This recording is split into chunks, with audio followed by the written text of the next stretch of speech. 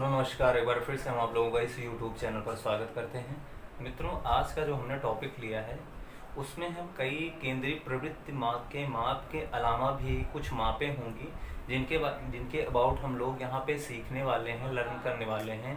और वो कौन कौन से हैं पॉइंट, ये केंद्रीय प्रवृत्ति के माप के अलावा कौन कौन से पॉइंट्स हैं जिनके बारे में हमको जानकारी होना चाहिए, क्योंकि कभी कभी एग्जामिनेशन के पॉइंट ऑफ व्यू से वो बहुत ज़्यादा ही इम्पोर्टेंट हो जाते हैं।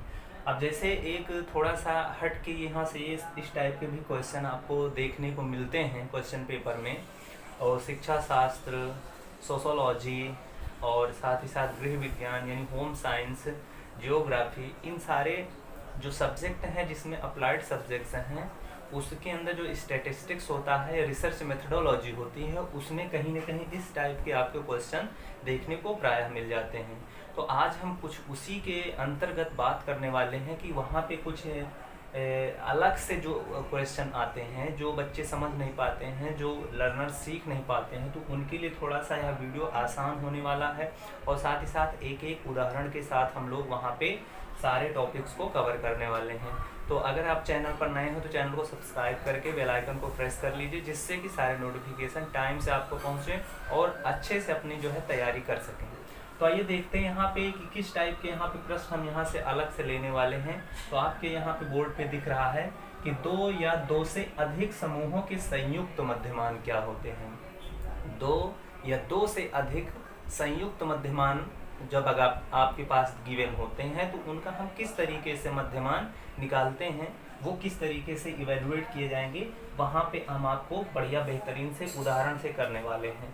तो देखिए यहाँ पे इसके लिए हमारे पास एक मेथड होता है, फार्मूला होता है, जिसको आपको लर्न करना होगा, इसको हमेशा आपके दिमाग में होना चाहिए। तो कहने का मतलब है जैसे यहाँ पे हम संयुक्त मध्यमान की बात अगर करते हैं तो हमारे पास कुछ यम कॉम्बिनेशन से उसको डिनोट करते हैं, यानी MCOMB संयुक्त मध्यमान को डिनोट किया जाता है यम COMB यानी मीन कॉम्बिनेशन हम उसको बोलते हैं, और उसको हम यम COMB से डिनोट करते हैं। इसका ये जो फार्मूला होता है, इसके अंतर्गत N1 into M1 plus N2 into M2 plus dot dot dot plus NI into MI।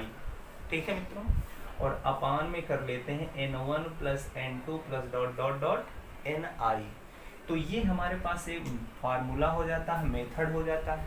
अब यहाँ पे जो N1 और M1, N2, M2 ये क्या इंडिकेट कर रहे हैं, इसको आपको ध्यान से समझना है।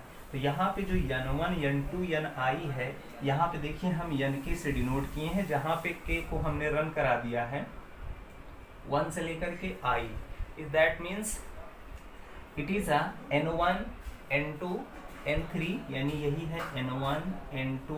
जब K की वैल्यू हम 2 लेंगे तो N2 आ जाएगा, K की वैल्यू 3 लेंगे तो N3 आ जाएगा। इसी तरीके से आगे बढ़ेंगे तो K की वैल्यू हम I लेंगे तो NI आ जाएगा। तो कि रनिंग का मतलब होता है 1 से लेकर के हमने I जितनी भी वैल्यूज दी गई हैं उनको हम रिप्रेजेंट कर दिए Nk से, और K को हमने रन करा दिया 1 से I के लिए। तो ये क्या है मित्रों, देखिए समूहों में प्राप्तांकों की संख्या, समूहों में प्राप्तांकों की संख्या। ठीक है, जो भी हमारे पास जहाँ का समूह दिया जाएगा उसमें कितने टोटल ऑफ नंबर्स हैं, या total number of candidate, total number of data वगैरह वगैरह जो भी होगा वो N1, N2, N3 से डिनोट किया जाएगा। ठीक है, और इसी तरीके से जो M1, M2, MI है, यानी इसको हमने M के टाइप से डिनोट किया है, K को यहाँ भी रन करा दिया बिकॉज हमने M1 से लेकर MI तक यहाँ पे लिया है। तो ये क्या होगा, समूहों का मध्यमान हो जाएगा, यानी दिए गए समूहों का मीन होगा। यहाँ पे कई सारे मीन, 2 या 2 से अधिक मीन आपको दिए होंगे, तो वही है हमारे पास यम के। अब देखिए इस फॉर्मूले को किस तरीके से इम्प्लीमेंट करेंगे और किस टाइप के क्वेश्चन पे इसका हम अनुप्रयोग करेंगे या इम्प्लीमेंट करेंगे, उसको आइए इस उदाहरण से समझने का प्रयास करते हैं। अब यहाँ देखिए उदाहरण दिया गया है, कक्षा 6, 7 व 8 के लिए सामान्य ज्ञान परीक्षण में मध्यमान क्रमशः 15.4, 16.5 तथा 14.7 थे। इन तीनों कक्षाओं में क्रमशः 60, 40 व 50 छात्र थे। सामूहिक मध्यमान ज्ञात करो। तो जी हाँ मित्रा, क्वेश्चन का पैटर्न आप देख सकते हैं यहाँ पे आपको दिया गया कक्षा 6, 7, 8 के लिए सामान्य ज्ञान परीक्षण लिया गया, जिसके अंतर्गत मध्यमान निकाला गया कितना 15.4 और 16.5 तथा 14.7। अब ये किसके लिए और कक्षाओं में कितने विद्यार्थी थे यहाँ पे इंडिकेट कर दिया गया है, 60 थे। कक्षा 6 में 60, 7 में 40, 8 में 50 छात्र थे। तो इनका सामूहिक मध्यमान क्या होगा, तो आइए हम इसी फार्मूले से इवेल्युएट करने का प्रयास करते हैं। तो यानी यहाँ पे कक्षा 6 के लिए बिल्कुल आराम से इसी तरीके से लिखेंगे। कक्षा 6 के लिए हमारे पास क्या हो जाएगा, M1 कितना दिया गया है, M1 मित्रों दिया गया है 15.4 और संख्या कितना दिया है, N1 कितना दिया है। अब इसी करेस्पोंडिंग क्लास में बच्चे कितने थे, स्टूडेंट्स कितने थे 60, तो N1 की वैल्यू हो जाएगी 60। इसी तरीके से कक्षा 7 के लिए, कक्षा 7 के लिए हमारे पास M2 कितना दिया गया है, 16.5 दिया है, तो 16.5 हो जाएगा। और N2 कितना दिया है, टोटल नंबर ऑफ स्टूडेंट्स, तो हो जाएगा 40 लिख लेंगे। Similarly you can write in class 8 के लिए क्या हो जाएगा, M3 कितना हो जाएगा 14.7 और N3 कितना हो जाएगा, ये हो जाएगा 50। तो इस तरीके से हम यहाँ सारी बातें लिख लेते हैं। अलग अलग आपको दिया होगा, मध्यमान भी यानी मीन भी दिया होगा और टोटल नंबर ऑफ स्टूडेंट्स या प्रोडक्ट या कुछ भी वस्तु भी दे सकता है। तो इस तरीके से हम लिख लेंगे। अब आगे हम इसी फार्मूले को लगा दें। अब यहाँ पे देखिए 3 नंबर्स दिए गए हैं, यानी 3 कक्षाओं के लिए डाटा हमें दिया गया है, तो 3 ही नंबर्स को हमको इस्तेमाल करना है। तो इसके करस्पॉन्डिंग फार्मूला क्या हो जाएगा, यम कॉम्बिनेशन बराबर N1 M1 N2 M2 N3 M3 अपान N1 N2 N3। तो ये हमारे पास फार्मूला, यानी जितने डाटा हमारे पास अवेलेबल होंगे उसी के करस्पॉन्डिंग फार्मूला भी आपको लगा लेना है। अब सारी वैल्यूज़ को यहाँ पे लिख लेंगे आप, सारी वैल्यूज़ को यहाँ पे आप लिखेंगे तो कितना हो जाएगा मित्रों, M1 है 15.4 गुणे M1 है N1 है, तो चाहे जैसे लिख लीजिए 60 इंटू 15.4 प्लस N2 हो जाएगा 40 इंटू 16.5 प्लस 50 इंटू 14.7 बटे में हो जाएगा 60 प्लस 40 प्लस 50। अब इसको आप जो है यहाँ पे मल्टीप्लाई कर लेंगे, 15.4 को 60 में मल्टीप्लाई करेंगे और 40 को 16.5 से मल्टीप्लाई करेंगे, 50 को 14.7 से मल्टीप्लाई करेंगे। अब यहाँ पे जब मल्टीप्लाई कर लेंगे तो हमारे पास कुछ ये आएगा, मल्टीप्लाई करने के बाद हमारे पास आ जाएगा 924.0, 66.0 और प्लस में आ जाएगा हमारे पास 735.0। अब इसको ऐड कर लेंगे ऊपर तो हमारे पास आ जाएगा 6 5 11 11 4 15, हाथ में हासिल आ गया 1, तो 3 1 4 6 4 10 10 2 12 हो जाएगा, हासिल आ गया 1, तो 7 1 8 9 8 17 17.0 बटे 150। तो अब इसको हमको जब डिवाइड करेंगे तो हमारा जो आंसर आएगा मित्रों, डिवाइड कर लीजिएगा, ये आ जाएगा 4 6 15.46। तो ये हो जाएगा मीन कॉम्बिनेशन यानी संयुक्त मध्यमान के जो वैल्यू होगी वो हो जाएगा 15.46। तो इस तरीके के क्वेश्चन को हम इस तरीके से आराम से सॉर्ट आउट कर सकेंगे, बहुत ही आसानी से आप देख रहे होंगे कि क्वेश्चन को सॉल्व किया जा सकता है। तो आइए हम आगे बढ़ते हैं और कुछ और नए टॉपिक को यहाँ पे हम बात करेंगे मित्रों। थोड़ा केंद्रीय प्रवृत्त के माप से आज हम हट के बात कर रहे हैं, तो उसी के अलावा कुछ हमारे पास एक और इम्पोर्टेंट टॉपिक्स होते हैं जिस पे सवाल आ जाते हैं। समझ नहीं पाते लर्नर्स कि हम किस तरीके से वहाँ पे कहाँ से आ रहा है, कैसे आ रहा है। तो उसमें जैसे अर्ध प्रसार हो गया, अर्ध प्रसार को हम लोग बोलते हैं mid range. How to evaluate mid range of the given data, तो हम किस तरीके से दिए गए डाटा का मिड रेंज निकालते हैं या अर्ध प्रसार निकालते हैं, उसके बारे में हम लोग यहाँ पे परिचर्चा करने वाले हैं। तो इसके लिए बेसिकली फार्मूला हमारे पास होता है, इसका एक बेसिक फार्मूला होता है। उस फार्मूले को पहले हम यहाँ पे लिख लेते हैं, फिर आगे हम लोग कंक्लूडेड कर। अब देखिए यहाँ पे मित्रों, हमको निकालना है मिड रेंज। मिड रेंज का ये जो है फार्मूला होता है अर्ध प्रसार का, यानी यम आर से इसको डिनोट करते हैं, यानी मिड रेंज। यानी यहाँ पे L S plus H S upon two, L S plus H S upon two, ये क्या होता है मित्रों, ध्यान से आप इसको समझिए कि एल एस क्या होता है। एल एस हमारे पास होता है लोवेस्ट स्कोर, यानी दिए गए डाटा का लोवेस्ट स्कोर कहा जाता है। यानी इसको हिंदी में अगर बोले तो निम्नतम प्राप्तांक। जो प्राप्तांक हमारे पास गिवन होते हैं उनमें से सबसे छोटा प्राप्तांक आप सेलेक्ट कर लेते हैं। और एच एस क्या होता है कि हाईएस्ट स्कोर। हाईएस्ट स्कोर मतलब दिए गए डाटा का जो सबसे बड़ा प्राप्तांक होता है उसको हम लोग सेलेक्ट कर लेते हैं और इस फार्मूले पे रख देते हैं, तो हमारे पास आ जाता है एम आर, यानी अर्ध प्रसार या मिड रेंज आ जाता है। अब जैसे इसको एग्जाम्पल से अगर हम अच्छी तरीके से समझना चाहें तो हमारे पास हमने एक प्रश्न लिया है 2, 4, 5, 7 व 10 के लिए अर्ध प्रसार बताओ, यानी मिड रेंज अगर आपसे पूछा जाए तो क्या होगा मित्रों। तो यहाँ पे बिल्कुल यही बेसिक फार्मूला यहाँ पे लिखेंगे। यानी अगर हम एल एस की बात करें यहाँ पे, तो जो डाटा दिया गया उसका एल एस यानी लोवेस्ट स्कोर क्या है, तो सबसे छोटा मान क्या है 2 है, तो एल एस हो जाएगा 2। इसी तरीके से एच एस की बात हम अगर करें, यानी हाईएस्ट स्कोर कितना दिया गया है, तो हमारे पास 10 दिया है। तो बस ऐसा ही सिंपल सा केस हम यहाँ पे लगा लेंगे, तो हमारे पास एम आर हो जाएगा यानी mid range L S plus H S by 2। यहाँ से हो जाएगा यम आर बराबर 2 प्लस 10 बाई 2 बराबर 12 बाई 2 अर्थात 6 आ जाएगा। तो ऐसे ही छोटे छोटे सवाल अगर आपके पास आते हैं, लोग इसको छोड़ के चले आते हैं प्रश्न को, लेकिन बहुत ही इजी वे में सारी चीज़ें इवेलुएट हो जाता है। तो इसलिए यह वीडियो आपके लिए बहुत ही इंपॉर्टेंट है, इसको ज़रूर आप देखिए और शेयर भी करने का प्रयास करिएगा।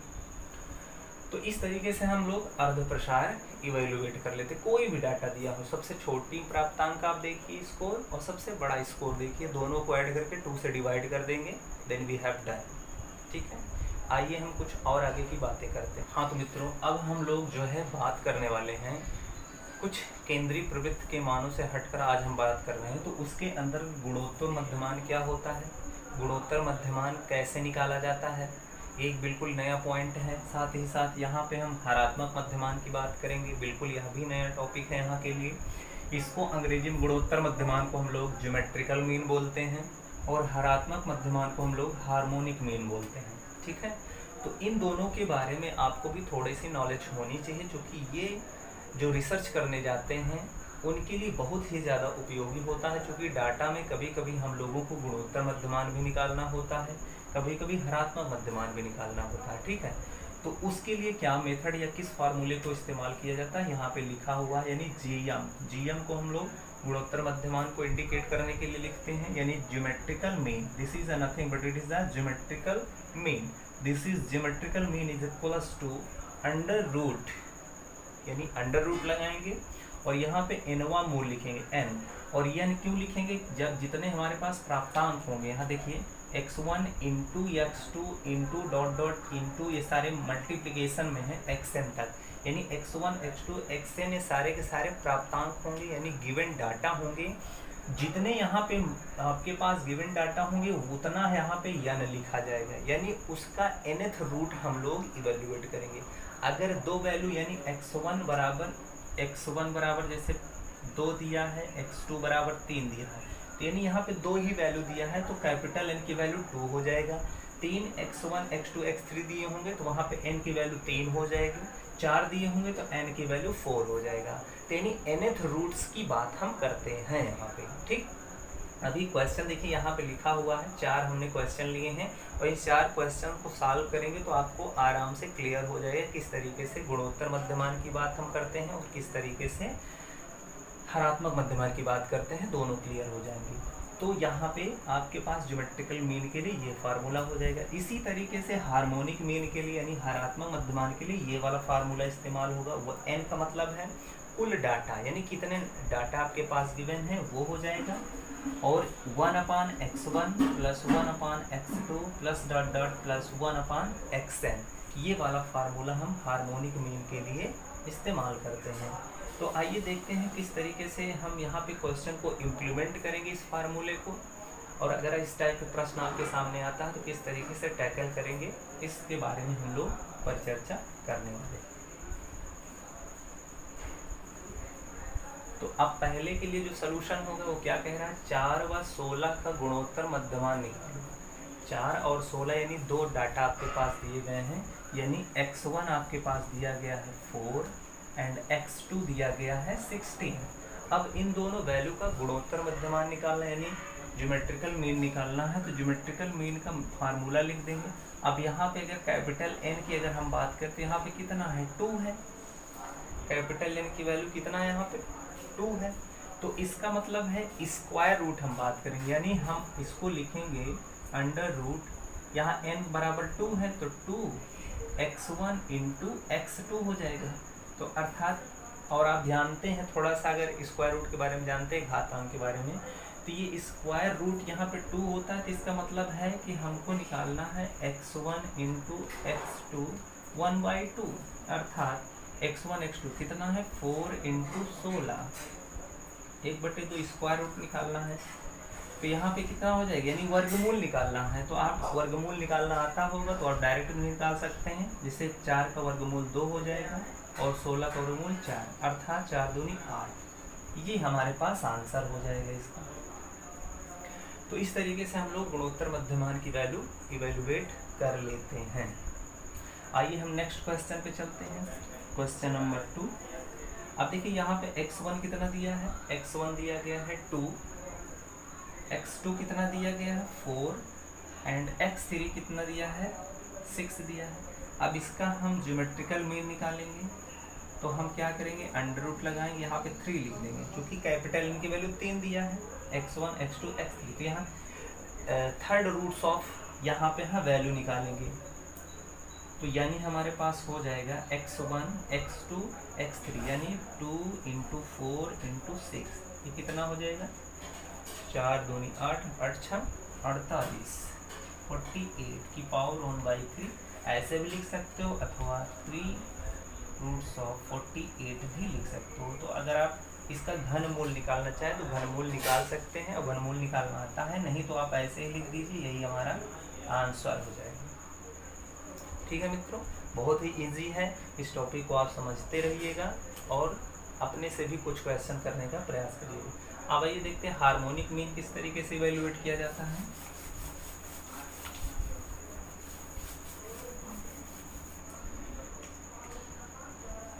तो क्वेश्चन नंबर 3 का सलूशन देखिए, 5 और 10 का हार्मोनिक मीन निकालिए।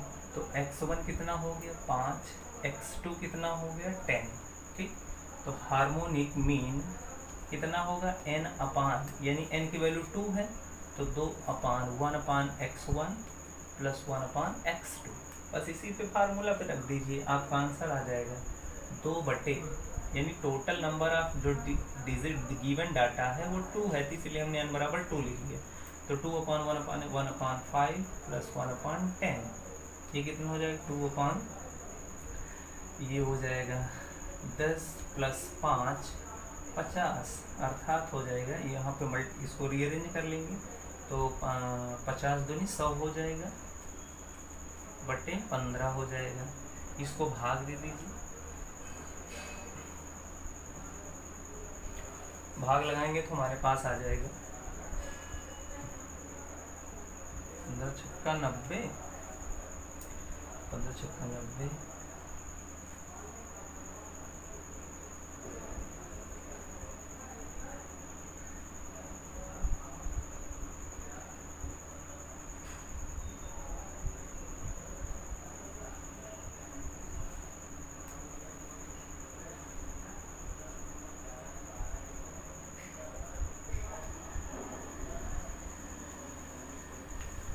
जब भाग लगाएंगे तो हमारे पास समथिंग आ जाएगा 6.67। तो हमारे पास जो ज्योमेट्रिकल मीन होगा, यानी सॉरी हार्मोनिक मीन जो हो जाएगा इसका 6.67 हो जाएगा। तो आई होप ये सारी बातें, गुणोत्तर मध्यमान और हरात्मक मध्यमान किस तरीके से इवेल्युएट किया जाता है, आप लोग अच्छे से सीख गए होंगे। अब ये वाला क्वेश्चन आप ट्राई करिएगा, 2, 4, 6 का हार्मोनिक मीन निकालो, और आप कमेंट के माध्यम से ज़रूर बताने का प्रयास करिएगा कि वीडियो कैसा लगा और कितना हेल्पफुल है आपके लिए। तो इस क्वेश्चन को करके कमेंट में बताइएगा हार्मोनिक मीन कितना आया है, हरात्मक मध्यमान इसके लिए 4, 6, 2, 4, 6 के लिए क्या आया है। तो हम फिर मिलते हैं नए वीडियो के साथ, नए कंटेंट के साथ, रिसर्च मेथोडोलॉजी यानी रिसर्च स्टैटिस्टिक्स के में कोई नया पॉइंट लेकर के हम फिर हाजिर होंगे। तब तक के लिए मित्रों जय हिंद।